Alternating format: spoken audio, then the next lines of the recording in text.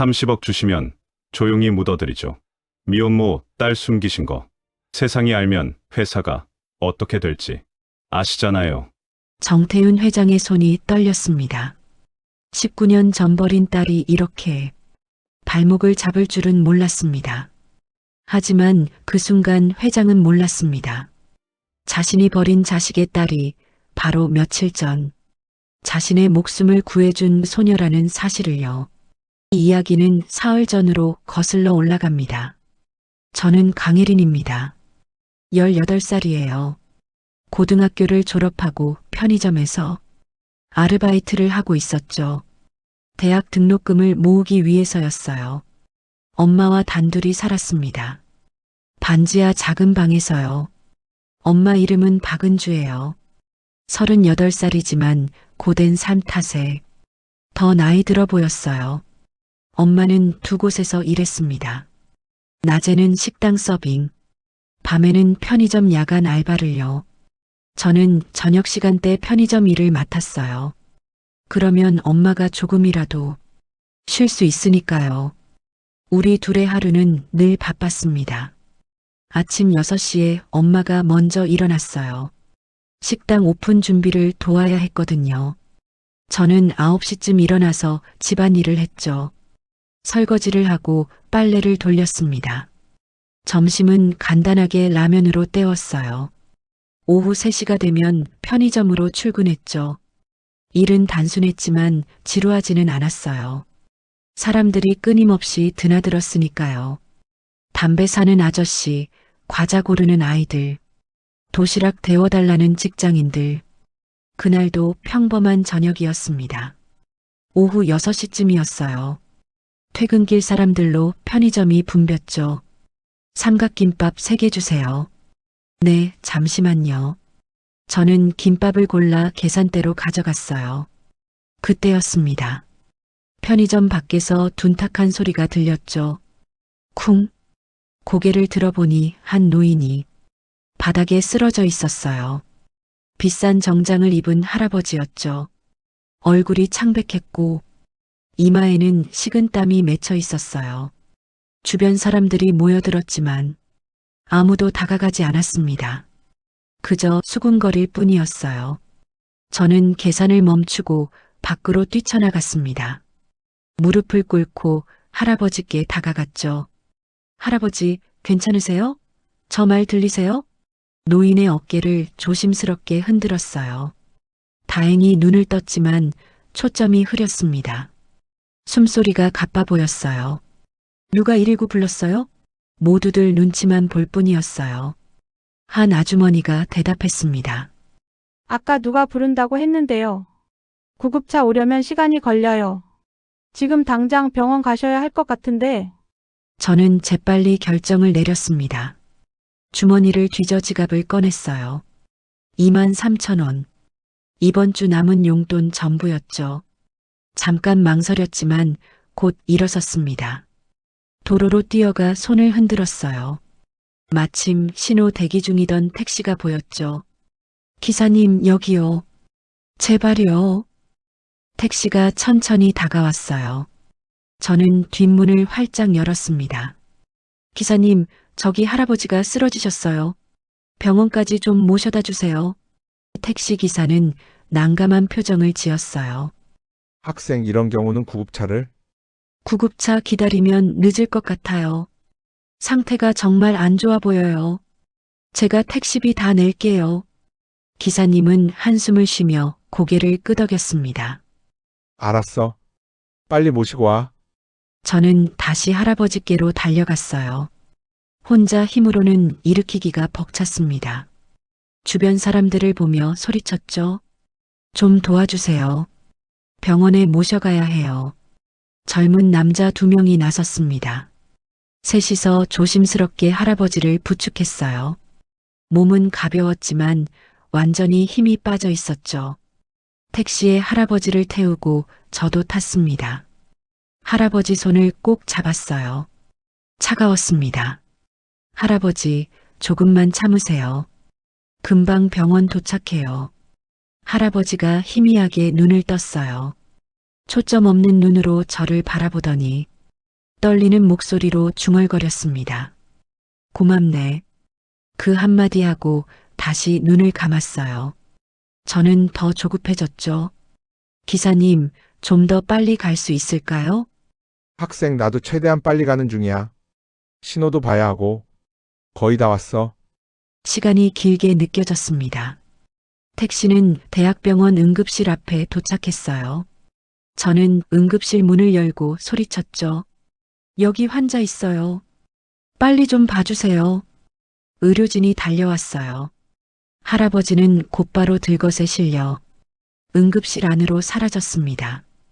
저는 안도의 한숨을 내쉬며 주저앉았어요. 온몸에 힘이 빠지는 것 같았죠. 간호사가 다가왔습니다. 학생, 보호자세요? 아니요. 저는 그냥 길에서 쓰러지신 걸 봐서요. 아, 그러시군요. 환자분 신원 확인이 필요한데 소지품이 있나요? 저는 고개를 저었어요. 그때 치료하던 의사가 나왔습니다. 지갑이 있네요. 신분증 확인해 보니 정태윤 씨라고 하시는데, 이분. 의사의 표정이 묘하게 변했어요. 하지만 저는 알아채지 못했죠. 보호자 연락처도 있으니 저희가 연락드리겠습니다. 학생은 연락처 좀 남겨주세요. 저는 번호를 적어주고 조용히 나왔습니다. 주머니를 보니 동전 몇 개만 남았어요. 택시비로 2만 원을 다 쓴 것이었죠. 집까지는 걸어서 1시간은 좋게 걸리지만, 하지만 개의치 않았습니다. 오히려 마음이 뿌듯했죠. 병원 문을 나서며 뒤를 한번 돌아봤어요. 응급실 불빛이 환하게 켜져 있었죠. 저 안에서 할아버지가 무사히 치료받고 계시기를 바랐습니다. 엄마가 늘 말씀하셨죠. 남을 도울 수 있다는 건 복받은 거라고요. 1시간을 넘게 걸어 집으로 향했어요. 발은 아팠지만 마음만은 가벼웠습니다. 밤 9시가 넘어서야 집에 도착했어요. 반지하로 내려가는 좁은 계단을 내려가자 익숙한 곰팡이 냄새가 코끝을 스쳤습니다. 비가 오면 물 새는 천장, 햇빛이 들지 않는 창문. 남들에겐 초라해 보일 수도 있지만 저에겐 세상에서 가장 소중한 공간이었어요. 엄마와 함께하는 유일한 보금자리니까요. 현관문을 열자 고소한 된장찌개 냄새가 반겨졌습니다. 엄마가 저녁상을 차리고 계셨어요. 엄마는 38살이지만 고된 생활 탓에 더 나이 들어 보였어요. 편의점 야간 알바를 낮에는 손은 늘 거칠고 갈라져 있었죠. 하지만 저를 보는 순간 피곤했던 얼굴에 따스한 미소가 번졌습니다. 우리 딸 왔구나. 오늘 편의점 일은 잘했어? 네, 잘했어요. 엄마, 배고파요. 밥부터 먹을게요. 엄마는 저를 식탁으로 이끌었어요. 된장찌개, 계란말이, 그리고 김치. 저는 맛있게 먹기 시작했습니다. 엄마는 제가 밥 먹는 모습을 흐뭇하게 지켜보다가 물으셨어요. 그런데 왜 이렇게 늦었니? 평소보다 1시간은 더 늦은 것 같은데. 저는 손을 멈추고 엄마를 바라봤습니다. 그리고는 오늘 있었던 일을 얘기했어요. 엄마, 오늘 어떤 할아버지가 편의점 앞에서 쓰러지셨어요. 엄마의 표정이 놀라움으로 변했습니다. 갑자기 가슴을 움켜쥐고 쓰러지시더라고요. 제가 택시 잡아서 병원까지 모셔다 드렸어요. 할아버지 얼굴이 너무 창백하셔서 구급차 기다리면 늦을 것 같았거든요. 그래서 택시비로 2만 원을 썼어요. 이번 주 남은 용돈이었는데 엄마의 눈치를 살폈습니다. 엄마는 잠시 말이 없으셨어요. 그러다가 갑자기 일어나서 제 머리를 쓰다듬었습니다. 우리 딸이 정말 대단한 일을 했네. 그 할아버지, 우리보다 더 힘든 분이었나 보구나. 엄마는 속상하지 않아요? 조심스럽게 물었습니다. 엄마는 고개를 저으며 자리에 앉으셨어요. 왜 속상하겠니? 내가 사람을 구한 거잖아. 돈이야 또 벌면 되지만 생명은 한 번 잃으면 되돌릴 수 없는 거야. 엄마가 어렸을 때 할아버지한테 늘 들었던 말이 있어. 가난해도 마음이 따뜻한 사람이 진짜 부자라고 하셨지. 외할아버지 이야기를 듣는 게 처음이었어요. 엄마는 거의 가족 얘기는 않으셨거든요. 잘했어, 예린아. 엄마는 내가 자랑스러워. 엄마의 말에 가슴이 뭉클해졌습니다. 병원에서 집까지 꽤 멀었을 텐데 1시간 반 정도 걸었어요. 그런데 전혀 힘들지 않았어요. 오히려 마음이 뿌듯했어요. 다시 밥을 먹기 시작했습니다. 엄마는 그런 저를 바라보며 깊은 생각에 잠기셨어요. 식사를 마치고 일어나며 말했어요. 제가 설거지 할게요. 엄마는 쉬어요. 괜찮아. 엄마가 할게. 아니에요. 엄마 새벽 3시에 일어나야 하잖아요. 어서 쉬어요. 부엌에서 설거지하는 제 뒷모습이 엄마는 마음이 아프셨나 봐요. 친구들과 놀러 다니고 싶을 나이인데 늘 집안일을 돕는 제가 안쓰러우셨겠죠. 설거지를 마치고 방으로 들어가 책상 앞에 앉았어요. 벽에는 간호학과 진학 목표가 적힌 종이가 붙어 있었습니다. 간호사가 되어서 엄마를 편하게 해드리고 싶다는 제 꿈이었죠. 그날 밤 엄마는 잠이 오지 않으셨나 봐요. 새벽같이 일어나 출근 준비를 하셨어요. 엄마는 식탁 위에 짧은 메모를 남기셨죠. 우리 딸, 오늘도 힘내. 엄마가 사랑해. 그리고 가방 옆에 10,000원짜리 한 장을 살짝 놓아두셨습니다. 적어도 점심값과 간식값 정도는 되겠죠. 문을 나서는 엄마의 발걸음은 무거웠지만 마음은 따뜻하셨대요. 편의점까지는 20분 거리. 오늘도 긴 하루가 시작되겠지만 저를 위해서라면 못할 게 없으셨죠. 어둠이 걷히고 새로운 날이 밝아오고 있었어요. 엄마는 문득 생각하셨대요. 어제 그 노인은 지금쯤 어떻게 되었을까? 무사히 회복하셨기를 바라신 듯합니다. 다음 날 저는 평소처럼 일어났어요. 편의점까지는 도보로 20분이었어요. 그런데 편의점에 가까워지자 뭔가 이상한 분위기가 감지됐습니다. 사람들이 웅성거리며 편의점 쪽을 바라보고 있었어요. 저거 봐. 벤츠 아니야? 우와, 진짜 비싸 보인다. 누구 차지? 저도 호기심에 고개를 들어 앞을 바라봤습니다. 편의점 바로 앞에 검은색 대형 벤츠가 서 있었어요. 짙게 썬팅된 유리창이 위압감을 풍겼죠. 제가 그냥 지나치려는 순간 벤츠의 뒷문이 열렸어요. 그리고 정장을 입은 남자가 내렸습니다. 50대 정도로 보이는 그 남자는 회색 정장에 넥타이를 메고 있었고 한 손에는 고급스러운 서류 가방을 들고 있었어요. 누가 봐도 높은 직책의 사람처럼 보였죠. 남자는 주변을 둘러보더니 저를 발견하고는 곧장 다가왔습니다. 당황해서 발걸음을 멈췄어요. 설마 저를 찾아온 건가 싶어서 불안한 마음이 들었죠. 강예린 씨 맞습니까? 남자의 목소리는 정중하면서도 단호했어요. 고개를 끄덕였습니다. 네, 맞는데요. 누구시죠? 남자는 명함을 꺼내 저에게 건넸어요. 거기엔 태성그룹 비서실장 이동훈이라고 적혀 있었습니다. 태성그룹이라면 누구나 아는 대기업이었어요. 더욱 당황스러웠죠. 어제 저희 회장님을 병원까지 모셔주신 분이시죠? 회장님께서 꼭 감사 인사를 전하라고 하셨습니다. 그제야 어제 그 노인이 대기업 회장이었다는 걸 알았어요. 순간 머릿속이 하얘졌습니다.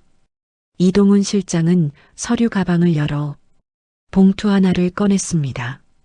두툼한 봉투였어요. 회장님께서 감사의 표시로 전해드리라고 하셨습니다. 어제 택시비도 있고 무엇보다 생명의 은인에게 드리는 작은 성이라고 생각해 주시면 됩니다. 봉투를 보고 고개를 저었어요. 주변 사람들이 모두 지켜보고 있다는 걸 의식하면서도 단호하게 거절했습니다. 감사하지만 받을 수 없습니다. 저는 당연히 해야 할 일을 했을 뿐이에요. 이동훈 실장의 눈썹이 올라갔어요. 의외라는 표정이었죠. 강혜린 씨, 이건 정당한 보상입니다. 회장님께서 직접 지시하신 일이고요. 죄송하지만 저는 대가를 바라고 한 일이 아닙니다. 누구든 그 상황에서는 그렇게 했을 거예요. 제 목소리는 떨렸지만 확고했습니다. 이동훈 실장은 당황한 기색을 보였어요. 아마 이런 거절은 예상하지 못했나 봅니다. 강혜린 씨, 이건 단순한 돈이 아닙니다. 회장님의 진심이 담긴 비서실장님, 정말 감사한 마음은 알겠습니다. 잠시 말을 멈추고 주변을 둘러봤어요. 사람들이 휴대폰을 들고 촬영하고 있는 게 보였습니다. 저희 엄마가 늘 말씀하시거든요. 남을 도울 때는 오른손이 한 일을 왼손이 모르게 하라고.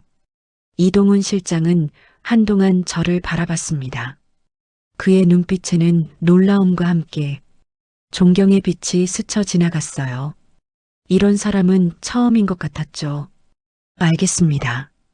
강혜린 씨의 뜻을 회장님께 그대로 전하겠습니다. 이건 제 연락처입니다. 혹시라도 도움이 필요하면 언제든 연락 주세요.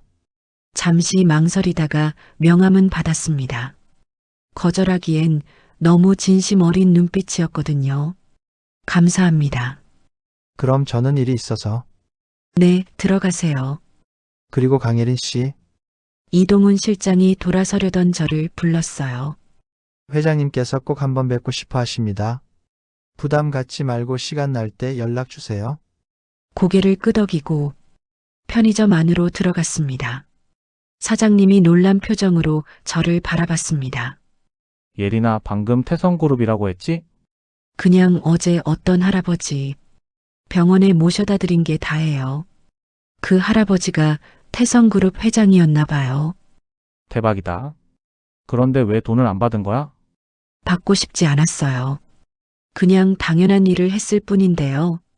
사장님은 고개를 저으며 웃으셨어요. 요즘 보기 드문 애네. 착하기도 하지. 그날 하루는 정신이 없었습니다. 편의점에 손님들이 계속 들어와서는 저를 쳐다봤어요. 누군가 SNS에 올린 영상이 퍼지기 시작한 것 같았죠. 점심시간쯤 되자 휴대폰이 미친 듯이 울렸습니다. 친구들이 보낸 메시지가 쏟아졌어요. 야, 너 지금 실시간 검색어 올라왔어. 벤츠 거절한 여고생이 너야? 대박이다. 기사까지 났어. 저는 당황스러웠습니다. 이렇게 큰일이 될 줄은 몰랐어요. 휴대폰을 확인해 보니 정말 제 사진과 함께 기사가 올라와 있었죠. 태성그룹 회장을 구한 18살 소녀. 거액의 보상 거절. 요즘 보기 드문 개념녀. 얼굴이 화끈거렸습니다. 이런 관심은 원하지 않았는데 상황이 너무 커진 것 같았어요. 오후가 되자 편의점 앞에 기자 몇 명이 나타났습니다. 카메라를 들고 저를 기다리고 있었어요. 강혜린 씨, 잠깐만 인터뷰 좀 할 수 있을까요? 죄송하지만 곤란합니다. 일하는 중이라서요. 사장님이 나와서 기자들을 말렸어요. 하지만 그들은 계속 기다렸습니다. 퇴근 시간이 되자 서둘러 뒷문으로 나왔어요. 다행히 기자들 눈에 띄지 않았죠. 집으로 가는 길 계속 뒤를 돌아봤습니다. 혹시 누가 따라오는 건 아닌가 불안했어요. 반지하 집에 도착했을 때는 이미 해가 지고 있었습니다. 지친 얼굴로 현관문을 열자 엄마가 걱정스러운 얼굴로 맞아주셨어요. 예린아, 괜찮니? 뉴스 봤어. 엄마, 저 괜찮아요.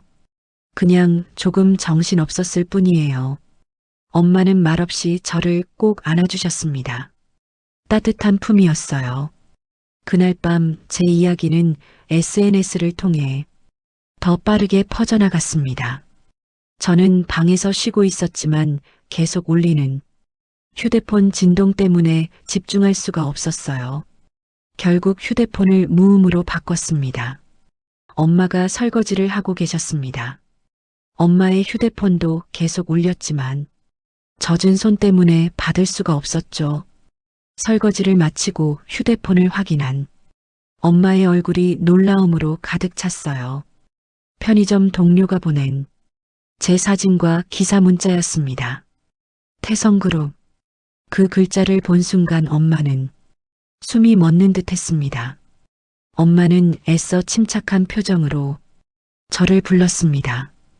예린아, 이리 와봐. 엄마가 휴대폰 화면을 보여주시며 이게 다 무슨 일이니? 태성그룹 회장님을 구했다고? 조용히 설명했습니다. 어제 쓰러진 할아버지가 그런 유명한 사람인 줄 몰랐다고. 오늘 아침에 비서실장이 찾아왔지만 보상을 거절했다고. 엄마는 제 머리를 쓰다듬으셨어요. 잘한 일이야. 하지만 이렇게 주목받는 건 부담스럽겠구나. 엄마의 말 속에는 단순한 걱정 이상의 의미가 담겨 있었습니다. 하지만 그때 저는 그 의미를 알지 못했어요. 한편 서울 한남동의 대저택에서 정태윤 회장은 서재에 홀로 앉아 있었습니다. 책상 위에 태블릿 화면에는 제 사진이 떠 있었어요. 편의점 앞에서 봉투를 거절하는 장면이 선명하게 찍혀 있었죠. 이런 아이가 아직도 있다니. 회장은 깊은 감동을 받았습니다. 그는 비서실장 이동훈을 불렀어요. 그 학생에 대해 더 자세히 알아봐 주게. 네, 회장님. 조사 중입니다. 이동훈은 서류 하나를 건넸습니다. 거기엔 제 기본적인 정보가 적혀 있었어요. 성적 우수, 품행 단정, 그리고 한부모 가정. 어머니와 단둘이 산다고. 회장의 눈빛이 변했습니다. 서류를 더 자세히 들여다봤어요. 어머니 성함이. 박은주입니다. 순간 회장의 얼굴이 창백해졌습니다. 떨리는 손으로 안경을 벗었다가 다시 썼어요. 이동훈은 회장의 이상한 반응을 눈치챘지만 아무 말도 하지 않았죠. 혹시 나이가 어떻게 되나? 38살이라고 나와 있습니다. 회장은 의자에 기대며 눈을 감았습니다. 머릿속으로 계산을 했어요. 38살. 박은주. 설마 하는 생각이 들었지만 너무나 흔한 이름이라 확신할 수는 없었죠. 그 학생 아버지는 기록상으로는 없습니다. 출생신고에 어머니만 등재되어 있다고. 회장의 손이 더욱 떨렸습니다. 가슴 한쪽이 무너지는 것 같았어요. 서재를 왔다 갔다 하며 깊은 고민에 빠졌어요. 혹시 그 은주가 맞다면, 자신이 19년 전에 버린 딸이 맞다면, 그럼 예린이는 다음 날 아침 회장은 이동훈을 다시 불렀습니다. 그 박은주 씨에 대해 더 자세히 조사해 주게. 사진도 구해보고. 알겠습니다, 회장님. 이동훈이 나간 후 회장은 서재의 어둠 속에서 눈을 감았습니다. 19년 전 그날의 기억이 생생하게 떠올랐어요. 2006년 겨울 서울의 한 호텔 라운지. 20살의 은주가 떨리는 손으로 찻잔을 들고 있었습니다. 임신 석 달, 배는 아직 나오지 않았지만 얼굴은 창백했어요. 아버지, 저 아이를 낳고 싶어요. 은주의 목소리는 간신히 들릴 정도로 작았습니다. 회장의 얼굴이 붉게 달아올랐어요. 미쳤구나. 그 남자는 어디 있는데? 떠났어요. 책임질 수 없다고. 은주의 눈에서 눈물이 흘렀습니다. 대학 선배라던 그 남자, 사랑한다고 하더니 임신 소식을 듣자마자 미국으로 유학을 떠나버렸죠. 그런 쓰레기 같은 놈의 아이를 낳겠다고. 우리 집안 망신을 다 시킬 셈이야. 회장의 목소리가 라운지 전체에 울렸습니다. 주변 사람들이 쳐다봤지만 그는 아랑곳하지 않았어요. 아버지, 이 아이는 죄가 없어요. 제가 혼자서라도 키울게요. 너 혼자 무슨 애를 키워? 당장 병원 예약해. 내일이라도 수술 받아. 은주가 고개를 저으며 일어섰습니다. 안 돼요. 이 아이는 제 아이예요. 아버지가 뭐라고 하셔도. 탁! 회장의 손바닥이 은주의 뺨을 때렸습니다. 라운지가 순간 조용해졌어요. 은주는 뺨을 감싸주며 아버지를 바라봤습니다. 믿을 수 없다는 표정이었죠. 지금 당장 집에서 나가. 그 아이를 포기하지 않는다면 넌 더 이상 내 딸이 아니야. 아버지, 태성그룹 회장의 딸이 미혼노라니. 언론에 알려지면 주가는 어떻게 되고 우리 집안 명예는 어떻게 되겠어? 네가 그렇게 이기적인 애였니? 은주의 어깨가 떨렸습니다. 그녀는 마지막 희망을 품고 아버지의 손을 잡으려 했지만 회장은 차갑게 뿌리쳤어요. 선택해. 아이를 포기하고 없던 일로 하든가 아니면 영원히 내 앞에서 사라지든가. 은주는 한참을 서 있다가 떨리는 목소리로 말했습니다. 알겠어요. 제가 사라질게요. 그녀는 돌아서서 걸어갔습니다. 뒤돌아보지 않고 고통스러운 걸음으로 회장은 딸이 돌아올 거라 생각했어요. 며칠이면 정신을 차리고 돌아와서 용서를 구할 거라고. 하지만 은주는 돌아오지 않았습니다. 아이가 태어났다는 소식을 들은 건 그의 여름이었습니다. 딸이라고 했어요. 하지만 회장은 모른 척 했습니다. 딸의 존재를 지우려 했었죠. 그리고 19년이 흘렀습니다. 회장은 서재 창밖을 바라봤어요. 새벽 하늘이 조금씩 밝아오고 있었습니다. 혹시 그 예린이가 자신의 외손녀라면 자신을 구해준 그 착한 아이가 생각만 해도 가슴이 무너지는 것 같았습니다. 며칠 뒤 이동훈이 조사 결과를 가지고 왔습니다. 편의점 CCTV에 찍힌 은주의 사진이었어요. 많이 야위고 힘들어 보였지만 분명 자신의 딸이 맞았습니다. 확실하네. 그 박은주가 내 딸이구나. 회장의 목소리가 떨렸어요. 이동훈은 놀란 표정을 감추지 못했죠. 그럼 강예린 씨는? 내 외손녀야. 회장은 의자에 무너지듯 앉았습니다. 자신을 구해준 그 아이가 자신이 버린 딸의 딸이었다니 운명의 장난이라기엔 너무나 잔인한 현실이었어요. 내가 무슨 짓을 한 거지? 회장의 눈에서 눈물이 흘러내렸습니다. 19년 동안 가슴 한구석에 묻어두었던 죄책감이 한꺼번에 밀려왔어요. 회장님 어떻게 하시겠습니까? 이동훈이 조심스럽게 물었습니다. 회장은 한참을 망설이다가 입을 열었어요. 당장 만나러 가야겠네. 하지만 회장님 너무 갑작스러우면 더 이상 미룰 수 없어. 이미 19년을 미뤘잖아. 회장은 일어서려다가 다시 주저앉았습니다. 용기가 나지 않았어요. 자신이 그토록 매정하게 버린 딸을 어떤 얼굴로 만난단 말인가?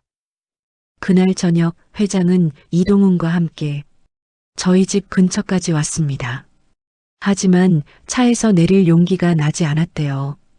반지하 창문으로 새어나오는 불빛을 한참 동안 바라보다가 돌아섰다고 해요. 아직은 준비가 안 됐어. 회장은 스스로에게 변명하듯 중얼거렸대요. 하지만 마음 한구석에서는 알고 있었죠. 용서받기는 어려울 거라는 걸. 며칠이 흘렀습니다. 저는 평범한 일상으로 돌아가려 했어요. 하지만 쉽지 않았죠. 편의점에는 여전히 구경 오는 사람들이 많았습니다. 말을 거는 사람들도 있었어요. 당신이 그 착한 학생이죠? 정말 대단해요. 아니에요. 별일 아니었어요. 겸손하게 대답했지만 불편했습니다. 이런 관심이 빨리 사그라들기를 바랐어요. 그런데 사흘째 되는 날, 이상한 일이 벌어지기 시작했습니다. 편의점에서 일하고 있을 때였어요. 낯선 남자가 들어와 주변을 서성거렸습니다.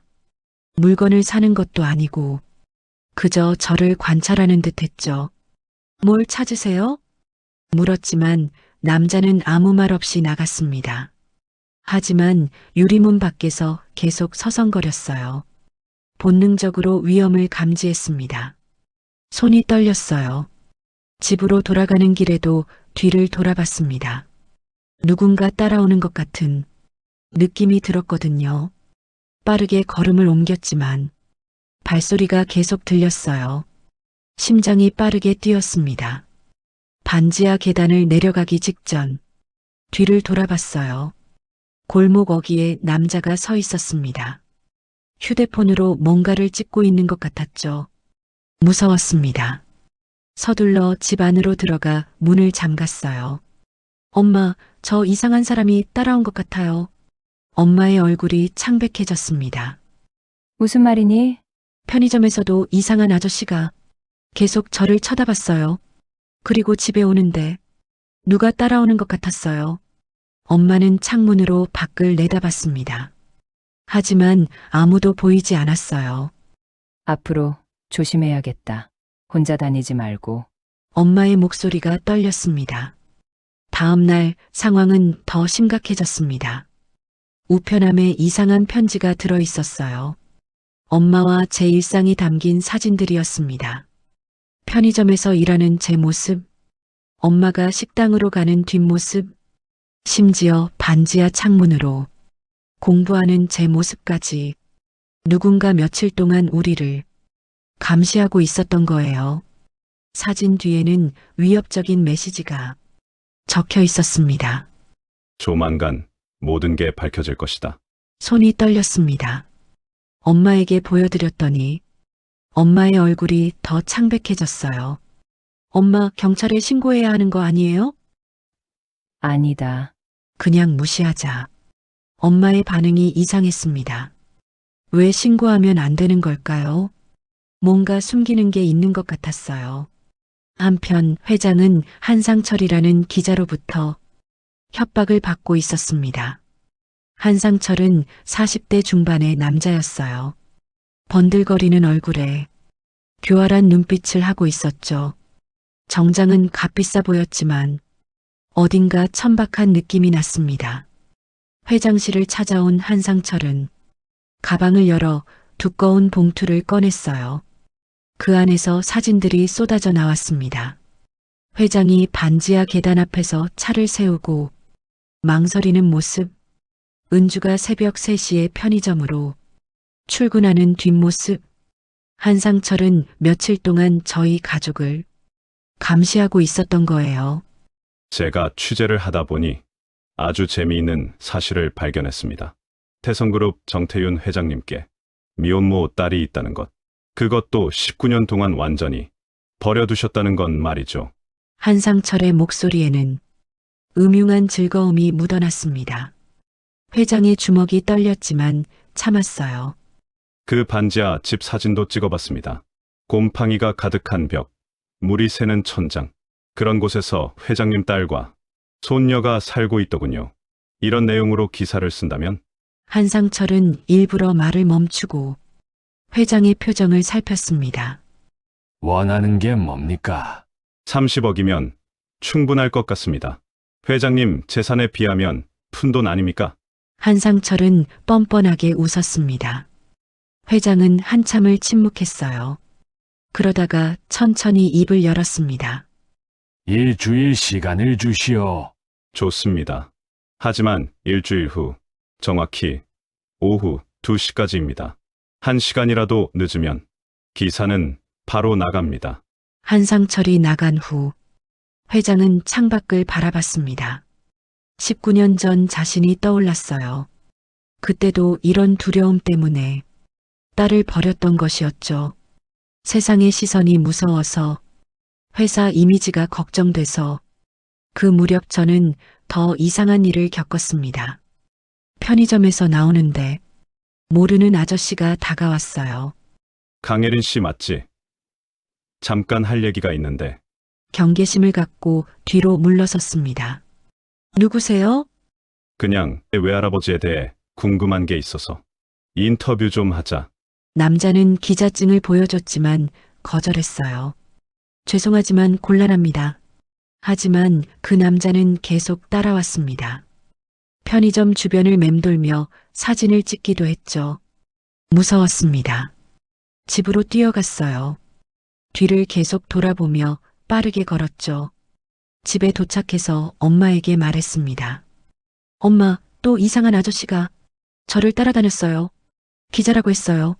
엄마의 얼굴이 더 창백해졌습니다. 엄마도 비슷한 일을 겪으셨던 거예요. 며칠 전 식당에서 일하고 계실 때 낯선 남자가 계속 쳐다봤대요. 그리고 편의점 야간 알바를 하실 때도 같은 남자가 나타났다고 했죠. 예린아, 당분간 밖에 나갈 때 조심해야겠다. 엄마는 무언가를 두려워하고 계셨습니다.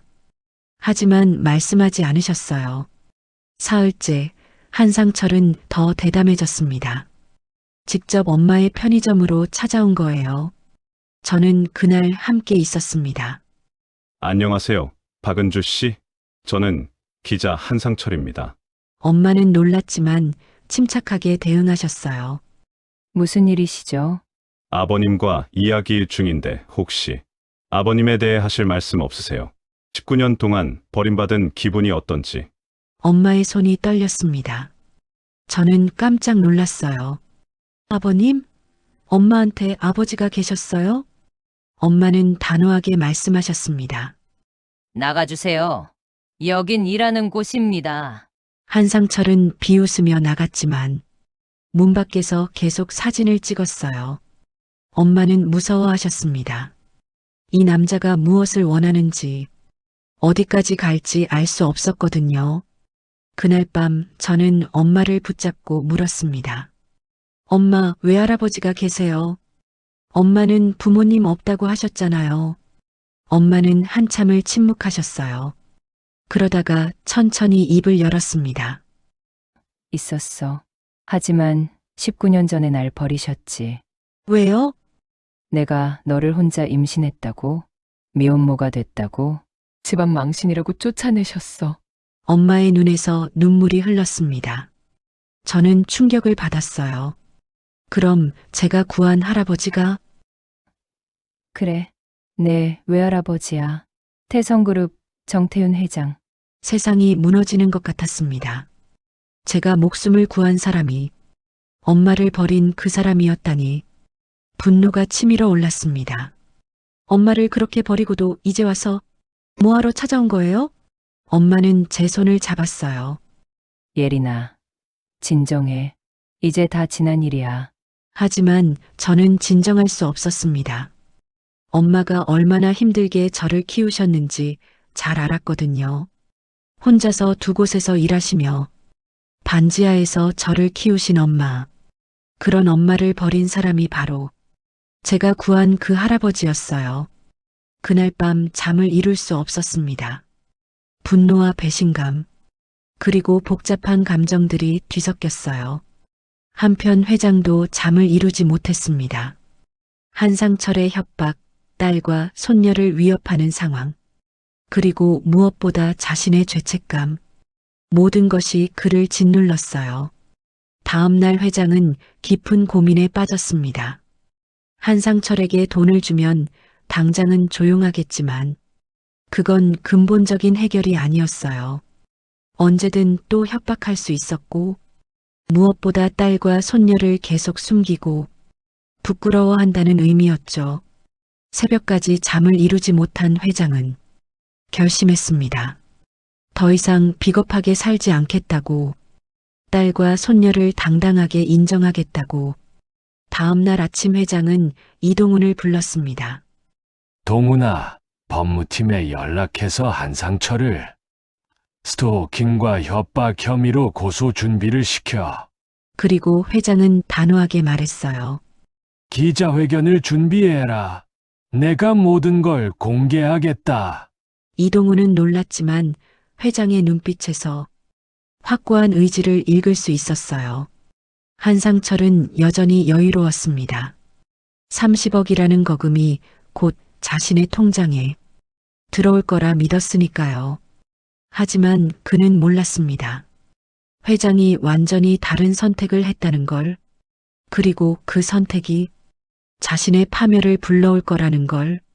나흘째 아침, 한상철은 다시 편의점으로 찾아왔습니다. 이번엔 저를 노골적으로 촬영했어요. 강예린 씨, 외할아버지가 어떤 분인지 아세요? 19년 동안 엄마를 버린 분이라는데요. 저는 무서웠지만 당당하게 말했습니다. 계속 이러시면 경찰에 신고할 거예요. 신고해봐요. 난 기자고 이건 정당한 취재거든요. 한상철은 비웃으며 사라졌어요. 하지만 그의 눈빛이 너무 차가웠습니다. 손이 떨렸어요. 사장님에게 말씀드렸죠. 사장님, 저 사람 계속 오면 경찰 불러주세요. 그래, 알았어. 너무 무서워하지 마. 하지만 무섭지 않을 수가 없었어요.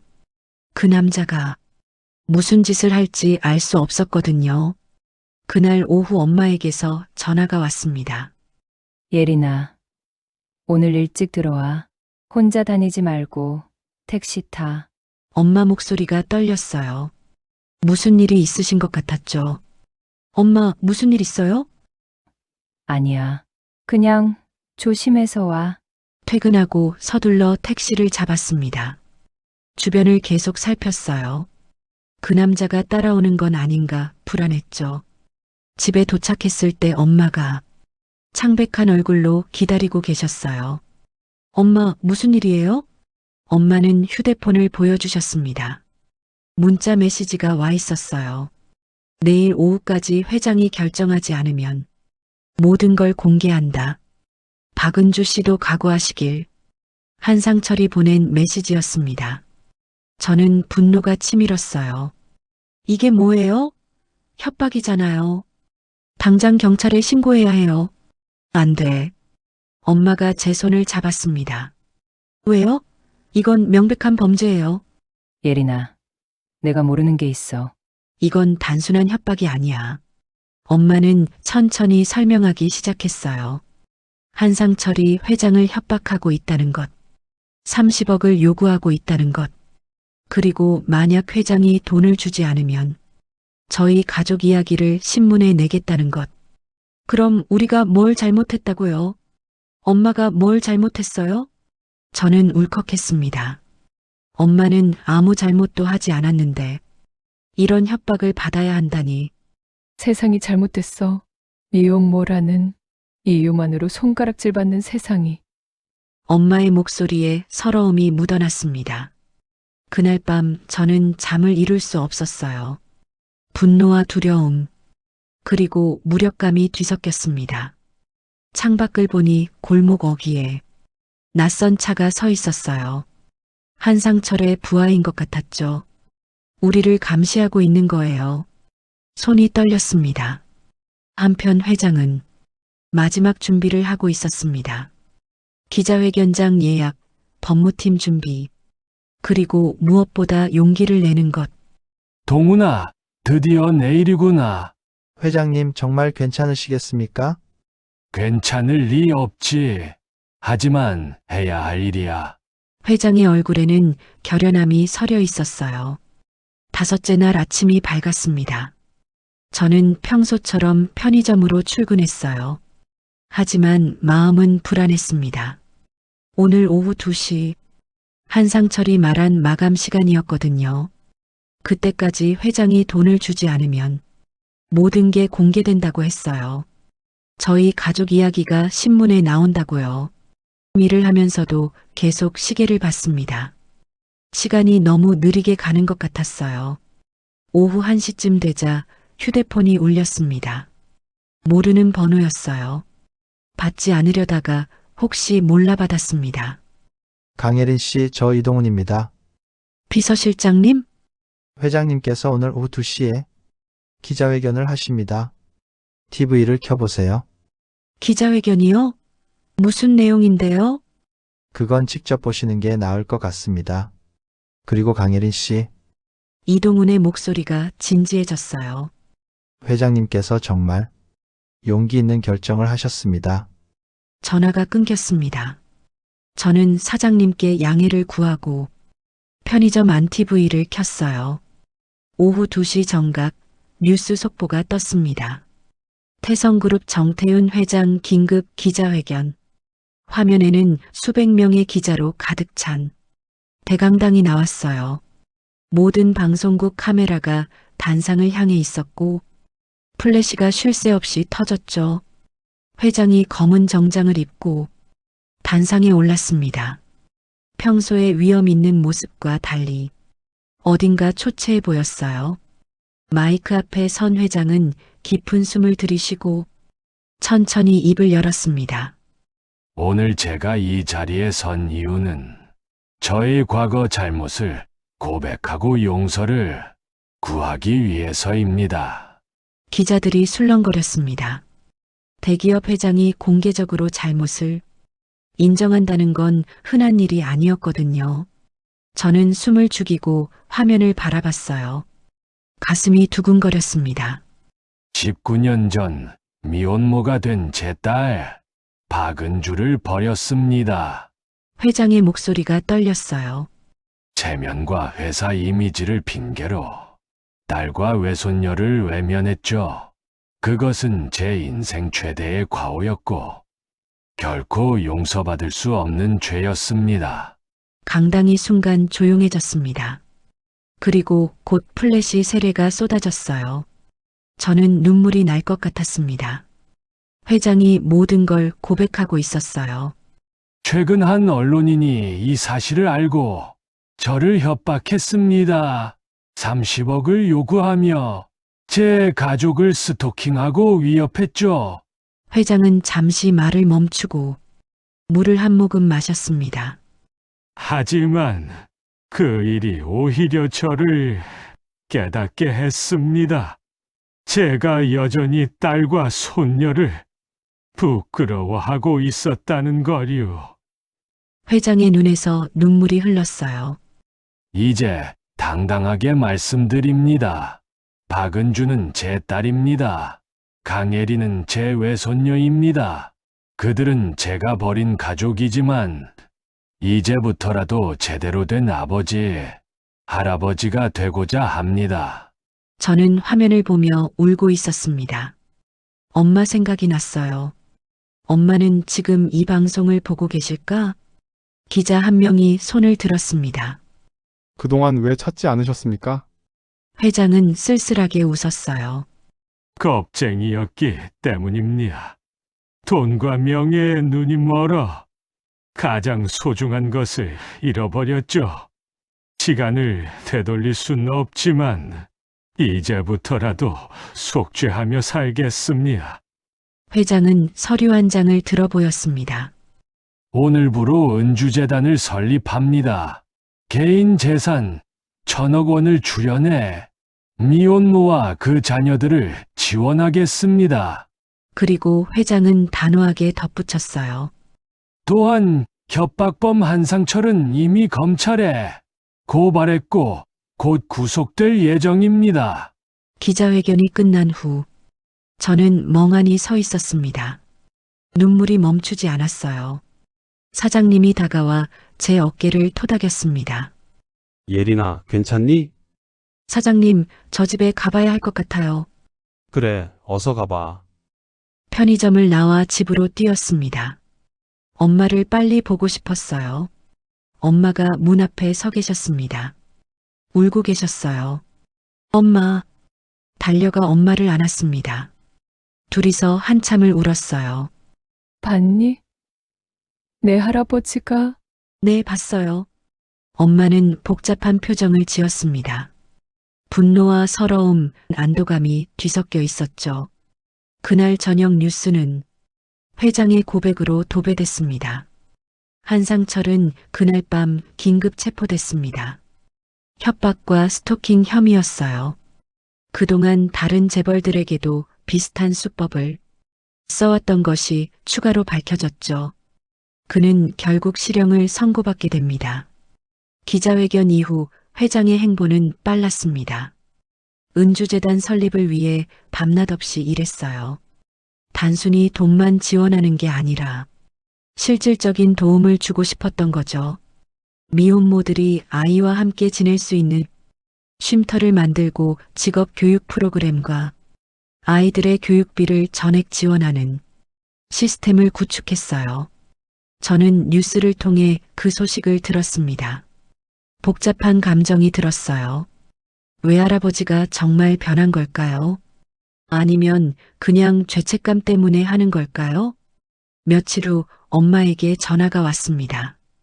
이동훈 비서실장이었어요. 박은주 씨, 재단 이사장을 맡아주셨으면 합니다.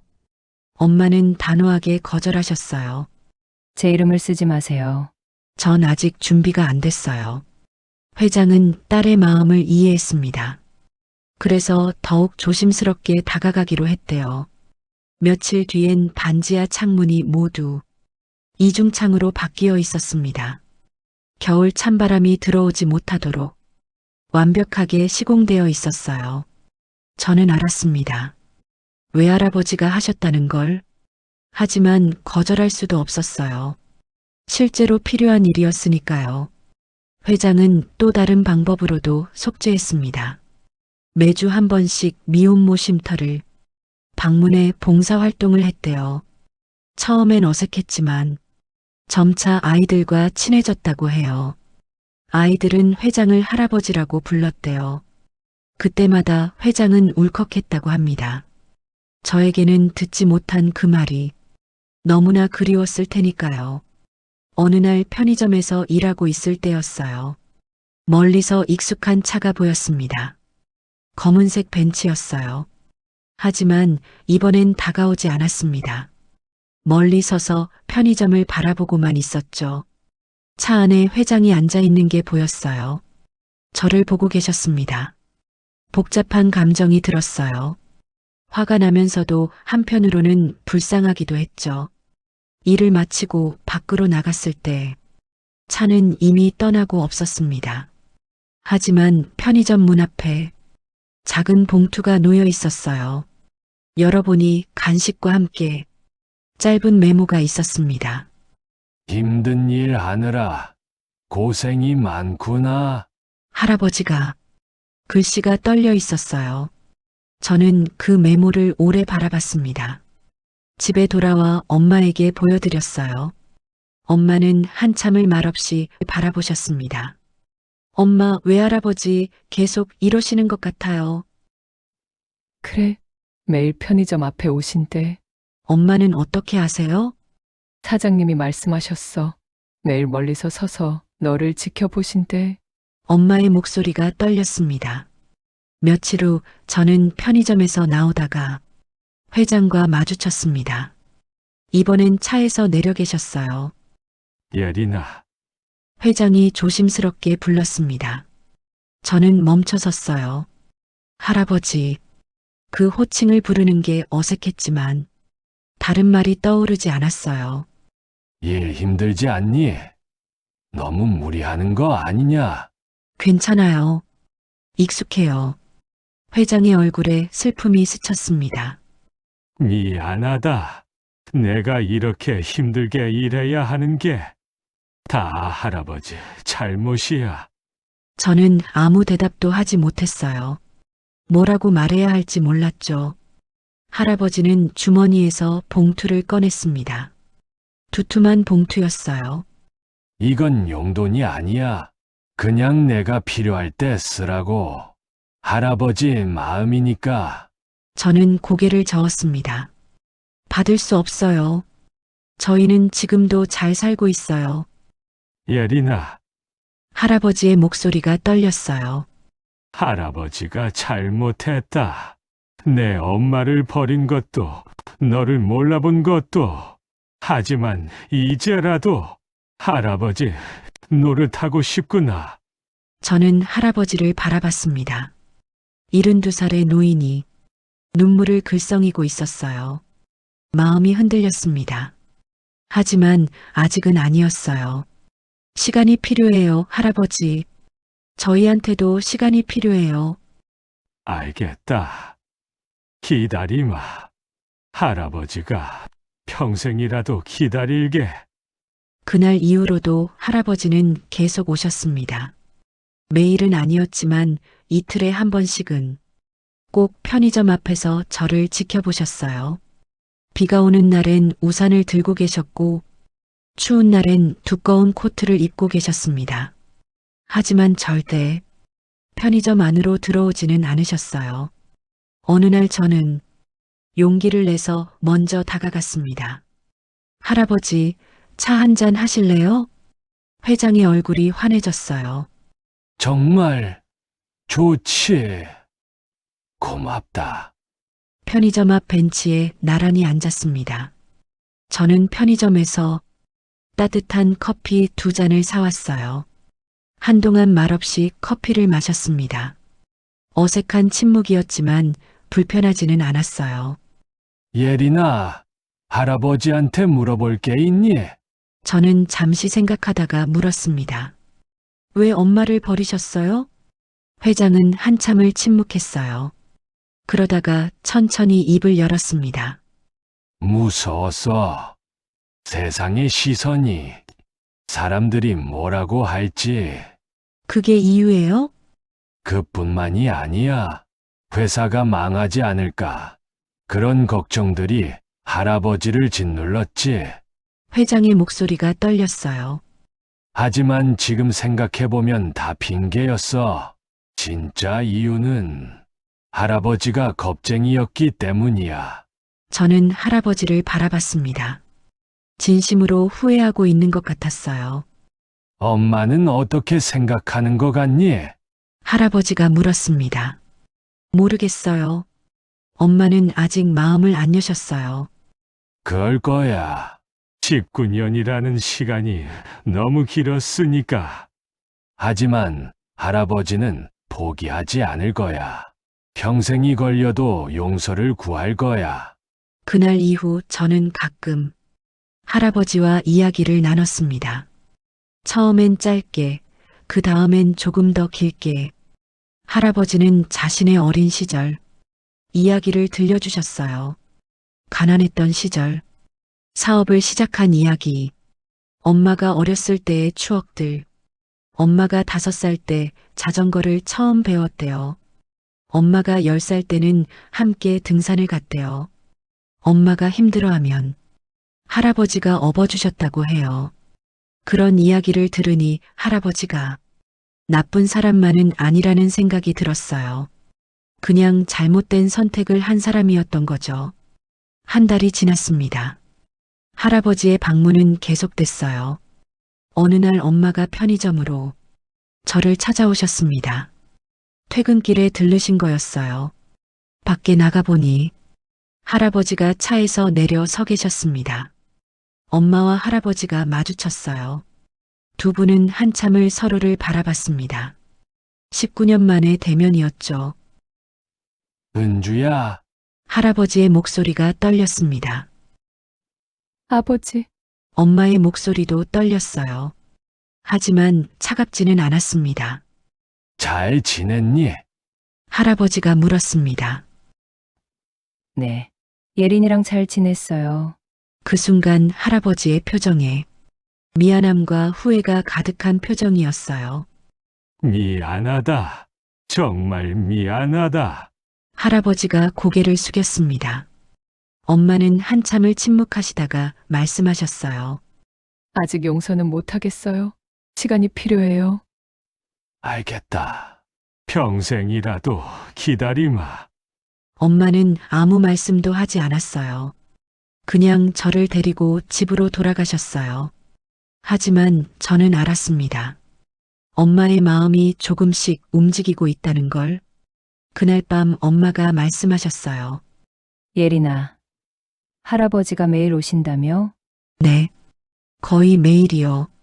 엄마는 한숨을 쉬셨습니다. 72살에 그렇게 하기가 쉽지 않을 텐데. 엄마 목소리에 걱정이 섞여 있었어요. 저는 조심스럽게 물었습니다. 엄마, 언젠가는 용서하실 수 있을까요? 엄마는 한참을 생각하시다가 대답하셨어요. 모르겠어. 하지만 아버지가 진심으로 후회하고 계신다는 건 알 것 같아. 일주일 후, 저는 편의점에서 일하다가 갑자기 어지러움을 느꼈습니다. 머리가 핑 돌고 눈앞이 흐려졌어요. 카운터를 붙잡고 간신히 버텼죠. 예린아, 괜찮니? 얼굴이 너무 창백한데? 사장님이 놀라서 다가오셨어요. 네, 괜찮아요. 그냥 조금 피곤한 것 같아요. 하지만 괜찮지 않았습니다. 온몸에 힘이 빠지고 식은땀이 흘렀어요. 당장 병원 가봐. 내가 택시 불러줄게. 아니에요, 괜찮아요. 그때 편의점 문이 열렸습니다. 할아버지였어요. 평소보다 일찍 오신 거였죠. 그리고 제 상태를 한눈에 알아채셨습니다. 예린아, 무슨 일이니? 할아버지가 달려오셨어요. 괜찮아요, 할아버지. 그냥 조금 어지러운 것 뿐이에요. 하지만 말을 마치기도 전에 눈앞이 깜깜해졌습니다. 의식을 잃은 거예요. 깨어났을 때 저는 병원 침대에 누워 있었습니다. 링거가 팔에 꽂혀 있었어요. 옆에는 엄마와 할아버지가 앉아 계셨습니다. 두 분 다 걱정스러운 얼굴이었죠. 엄마, 제 목소리에 엄마가 벌떡 일어나셨어요. 예린아, 정신 차렸구나. 얼마나 놀랐는지 알아? 엄마의 눈에는 눈물이 가득했어요. 괜찮아요, 엄마. 전 괜찮아요. 할아버지도 다가오셨습니다.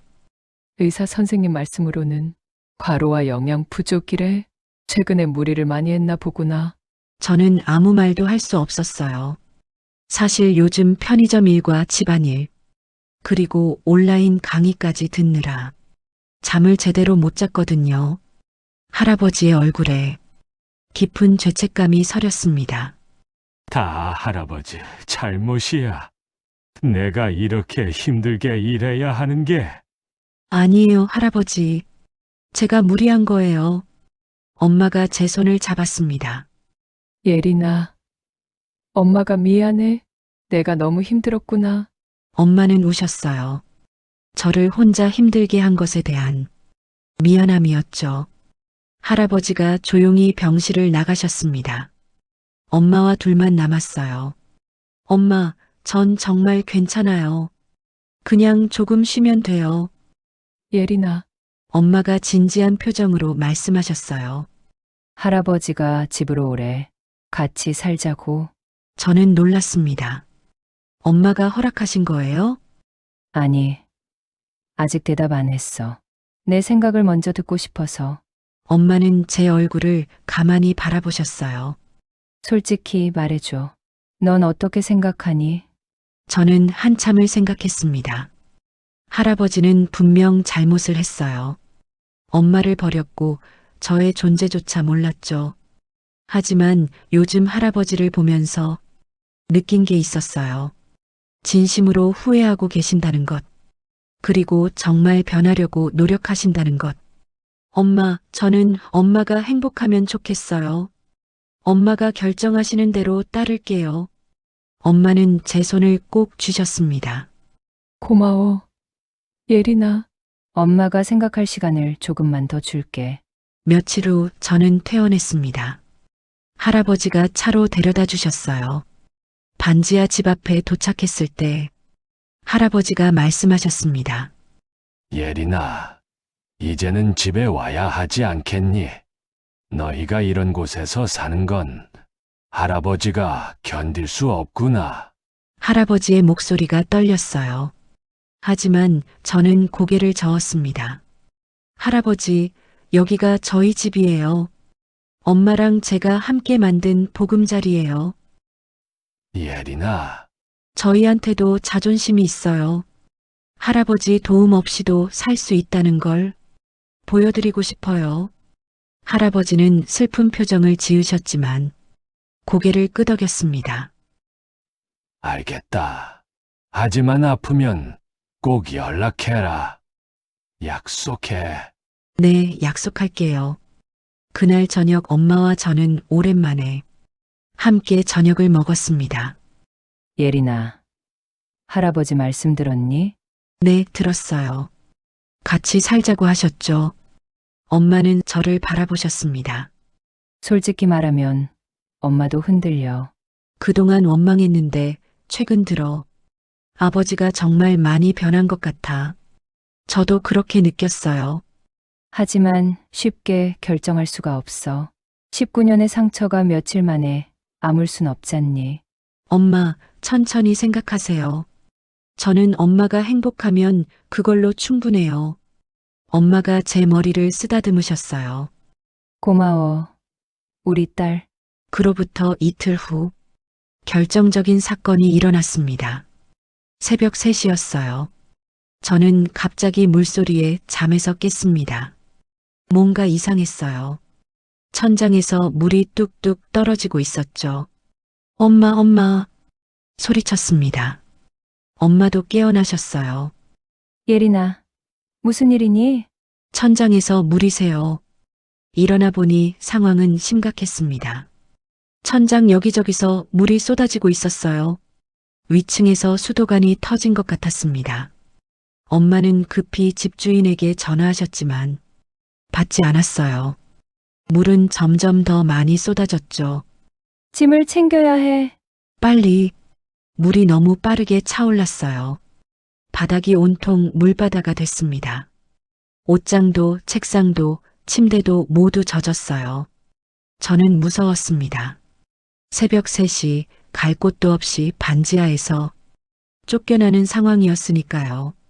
엄마는 떨리는 손으로 휴대폰을 꺼냈습니다. 그리고 한참을 망설이시더니 전화를 거셨어요. 누구한테 거시는 거예요? 엄마는 대답하지 않으셨습니다. 하지만 저는 알았어요. 여보세요. 아버지. 엄마의 목소리가 떨렸습니다. 은주야, 무슨 일이니? 집에 물이 새요. 천장이 무너질 것 같아요. 지금 당장 가겠다. 밖으로 나와 있어라. 30분 후 할아버지의 차가 도착했습니다. 비를 맞으며 집 앞에 서 있던 저희를 보고 할아버지는 차에서 뛰어내리셨어요. 은주야, 예린아. 할아버지가 달려오셨습니다. 코트를 벗어 엄마에게 덮어주셨어요. 괜찮니? 다친 데는 없고. 네, 괜찮아요. 엄마가 대답하셨지만 목소리가 떨렸어요. 할아버지는 반지하를 들여다보셨습니다. 물이 가득 차 있는 게 보였어요. 할아버지의 얼굴이 일그러졌습니다. 이런 곳에서 내 딸이 내 손녀가 할아버지의 목소리가 떨렸어요. 차에 타거라. 우리 집으로 가자. 아버지. 엄마가 말씀하셨습니다. 이제는 가야 해, 은주야. 더 이상 고집 피우지 마. 예린이라도 생각해야지. 할아버지의 말에 엄마는 고개를 끄덕이셨어요. 저희는 차에 탔습니다. 젖은 옷 때문에 몸이 떨렸어요. 할아버지는 히터를 틀어주시고 담요를 덮어주셨습니다. 조금만 참아라. 금방 도착한다. 차는 한남동으로 향했습니다. 엄마의 옛집. 대문이 천천히 열렸습니다. 넓은 정원과 큰 집이 눈에 들어왔어요. 엄마는 어린 시절 이곳에서 뛰놀던 기억이 떠오르는 것 같았어요. 눈물을 흘리고 계셨죠. 집에 들어서자 따뜻한 공기가 우리를 감쌌습니다. 할아버지가 준비해둔 옷과 수건이 있었어요. 저희는 각자 방으로 가서 옷을 갈아입었죠. 제 방은 넓고 밝았습니다. 책상과 책장, 그리고 편안한 침대까지. 창문 밖으로는 정원이 보였습니다. 엄마 방 문을 두드렸습니다. 들어와. 창가에 서서 밖을 내다보고 계셨어요. 엄마, 괜찮으세요? 엄마가 돌아보셨습니다. 눈가가 붉었어요. 예린아. 엄마가 너한테 미안해. 더 좋은 환경에서 키우지 못해서. 엄마, 그런 말씀하지 마세요. 엄마는 최선을 다하셨어요. 엄마를 꼭 안았습니다. 아래층에서 할아버지가 부르는 소리가 들렸어요. 은주야, 예린아. 내려와서 따뜻한 거 좀 먹어라. 내려가 보니 식탁에 따뜻한 죽과 차가 준비되어 있었어요. 할아버지가 직접 준비하신 것 같았습니다. 어서 먹어. 몸이 차가워졌을 테니. 세 사람은 처음으로 한 식탁에 앉았습니다. 조용히 죽을 먹으면서 저는 생각했어요. 이상한 기분이었어요. 낯설지만 불편하지는 않았습니다. 오히려 따뜻했어요. 할아버지가 조심스럽게 입을 열었습니다. 은주야, 이제 집으로 돌아온 거니? 엄마는 한참을 침묵하시다가 대답하셨어요. 시간이 필요해요, 아버지. 하지만 예린이를 위해서 여기 있을게요. 그것만으로도 충분하다. 할아버지의 눈에서 눈물이 흘렀습니다. 천천히 가자. 할아버지가 평생을 속죄하며 살 테니. 그날 밤 저는 새방 침대에 누웠습니다. 부드러운 침대, 따뜻한 이불, 조용한 밤. 모든 게 낯설었어요. 하지만 불안하지는 않았습니다. 엄마가 옆방에 계시고 할아버지가 아래층에 계셨으니까요. 창밖에 별을 바라보며 생각했습니다. 저희는 가족이 되어가고 있었어요. 완전하진 않지만 새로운 시작이었죠. 새로운 집에서의 첫 아침이었습니다. 햇살이 창문으로 쏟아져 들어왔어요. 일어나 창밖을 내다봤습니다. 정원에는 꽃들이 피어 있었고 새들이 지저귀고 있었어요. 아래층에서 좋은 냄새가 났습니다. 아래로로 내려가 보니 할아버지가 아침을 준비하고 계셨어요.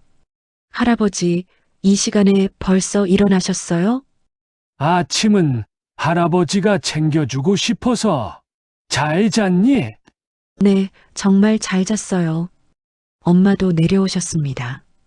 오랜만에 푹 주무신 얼굴이었어요. 세 사람은 함께 아침을 먹었습니다. 된장국과 계란말이, 그리고 김치. 엄마가 집에서 해주시던 것과 비슷했어요. 하지만 느낌은 달랐습니다. 더 따뜻하고 평화로웠죠. 은주야, 오늘 할 일 있니? 엄마가 고개를 저으셨어요.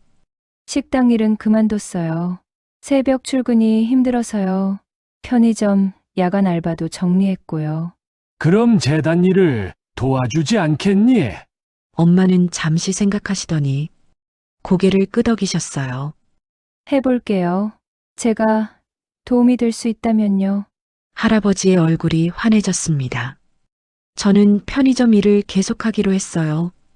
대학 입학 전까지는 경험을 쌓고 싶었거든요. 할아버지는 아쉬워하셨지만 제 뜻을 존중해 주셨습니다. 며칠이 지났습니다. 저희는 새로운 일상에 적응해 나갔어요. 엄마는 재단에서 일하기 시작하셨습니다. 미혼모들을 상담하고 지원하는 일이었죠. 처음엔 어색해 하셨지만 점차 생기를 되찾으셨어요. 자신과 같은 처지의 사람들을 돕는 게 보람 있으셨던 것 같아요. 할아버지는 여전히 바쁘셨습니다. 회사 일과 재단 일을 병행하시느라 늦게 들어오시는 날도 많았어요. 하지만 저녁은 꼭 함께 먹으려고 노력하셨습니다. 가족이 함께하는 시간을 소중히 여기셨죠. 어느 날 저녁 식사 시간이었습니다. 예린아, 대학은 어디로 생각하고 있니? 할아버지가 물으셨어요. 간호학과 갈 거예요. 사람들을 돕는 일을 하고 싶어요. 훌륭한 꿈이구나. 할아버지가 전폭 지원할게. 아니에요, 할아버지. 제 장학금으로 갈 거예요. 성적이 괜찮아서 받을 수 있을 것 같아요. 할아버지는 제 손을 잡으셨어요. 그래도 필요한 게 있으면 언제든 말해라. 할아버지의 도움을 받는 게 부끄러운 일이 아니야. 알겠어요, 할아버지. 엄마가 저희를 바라보며 미소 지으셨습니다. 예전엔 볼 수 없었던 따뜻한 미소였어요. 한 달이 지났습니다. 엄마와 할아버지의 관계도 조금씩 회복되고 있었어요. 어느 날 저는 거실에서 두 분의 대화를 우연히 듣게 됐어요. 은주야, 엄마 생각 많이 나니? 가끔 나요. 엄마도 예린이를 보고 싶어 하셨을 거예요. 미안하다. 내가 내 엄마한테도 못난 남편이었지. 할아버지의 목소리가 떨렸어요. 이제 그만하세요, 아버지. 다 지난 일이에요. 엄마의 목소리에는 더 이상 원망이 없었습니다. 2달이 지났습니다. 어느 날 할아버지가 저를 서재로 부르셨어요. 예린아, 할아버지가 줄 게 있단다. 서류 봉투를 건네셨습니다. 열어보니 통장이 들어 있었어요. 이건 뭐예요? 내 이름으로 만든 거야. 매달 용돈이 들어갈 거고 나중에 대학 등록금도 여기서 쓸 수 있어. 할아버지, 이건 너무 많아요. 예린아, 할아버지가 제 어깨를 잡으셨어요. 할아버지가 못 해준 걸 이제 갚는 거야. 사실 이것도 부족하지. 할아버지, 눈물이 났어요. 할아버지의 진심이 느껴졌거든요. 할아버지도 우셨습니다. 할아버지와 저는 처음으로 껴안았어요. 미안하다. 예린아, 할아버지가 정말 미안하다. 괜찮아요, 할아버지. 이제 우리 가족이잖아요. 석 달째 봄이 왔습니다. 정원에는 꽃들이 만개했어요. 주말에 세 사람은 함께 정원을 거닐었습니다. 예린아, 여기 앉아봐. 할아버지가 벤치를 가리키셨어요. 내가 어렸을 때 엄마랑 자주 앉던 자리야. 그때 엄마가 너만 했을 때 말이지. 엄마는 그 벤치를 보며 눈시울을 붉히셨어요. 그때가 그리워요, 아버지. 할아버지가 엄마의 손을 잡으셨습니다. 은주야, 그때로 돌아갈 수는 없지만 이제부터라도 좋은 아버지가 되고 싶구나. 아버지. 엄마가 처음으로 할아버지를 안으셨어요. 저는 그 모습을 보며 울었습니다. 기쁨의 눈물이었어요. 그날 밤 엄마가 제 방에 오셨습니다. 예린아, 엄마한테 물어볼 게 있니? 글쎄요. 엄마는 행복하세요? 엄마는 잠시 생각하시더니 대답하셨어요. 응. 오랜만에 행복해. 아버지도 많이 변하셨고, 우리도 이렇게 좋은 곳에서 살게 됐잖니. 엄마가 정말 행복하시다니 저도 행복해요.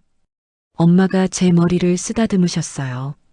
고마워, 예린아. 내가 있어서 엄마가 힘낼 수 있었어. 그로부터 일주일 후 특별한 날이 왔습니다. 할아버지 생일이었어요. 엄마와 저는 깜짝 파티를 준비했습니다. 저녁에 할아버지가 돌아오셨을 때 거실 불을 끄고 기다렸어요. 아무도 없나? 할아버지가 의아해하시며 불을 켰습니다. 생일 축하합니다. 엄마와 제가 동시에 외쳤어요. 케이크에 촛불이 켜져 있었죠. 할아버지는 놀라서 우셨습니다. 고맙다. 정말 고맙다. 이런 생일은 처음이야. 함께 케이크를 자르고 노래를 불렀어요. 할아버지는 계속 눈물을 닦으셨습니다. 소원 빌어요, 할아버지. 할아버지는 눈을 감고 한참을 생각하셨어요. 그리고 촛불을 불었습니다. 무슨 소원 빌었어요? 예린아, 소원은 말하면 안 이루어진대. 하지만 저는 알았어요. 할아버지의 소원이 뭔지, 우리 가족이 영원히 함께하기를, 그리고 행복하기를. 그날 밤 할아버지가 말씀하셨습니다. 은주야, 예린아, 할아버지가 그동안 잃어버렸던 걸 되찾았어. 바로 가족이야. 저희도 되찾았어요, 할아버지. 할아버지를요. 세 사람은 서로를 꼭 안았습니다. 완벽하지는 않았지만 진심이 담긴 화해였죠. 이제 저희는 진짜 가족이었습니다. 상처는 여전히 남아있지만 치유의 시간은 이미 시작됐어요. 가족이라는 이름으로 다시 시작하는 것. 그것이 저희가 선택한 길이었어요. 창밖으로 봄바람이 불어왔습니다. 저는 별이 반짝이는 하늘을 바라봤습니다. 그리고 생각했습니다. 앞으로 우리 가족에게는 좋은 일만 가득하기를, 할아버지가 건강하시기를, 엄마가 행복하시기를, 그리고 저희가 영원히 함께하기를, 따뜻한 집, 사랑하는 가족, 그리고 희망찬 미래. 오늘 이야기가 여러분 마음에 와 닿았기를 바랍니다. 오늘 이야기에서 느끼신 점들 댓글로 남겨주세요. 구독과 좋아요, 댓글 하나하나가 큰 응원이 됩니다. 새로운 소식을 가장 먼저 받고 싶으시다면 알림 설정도 부탁드립니다. 끝까지 함께 해주셔서 진심으로 감사드립니다.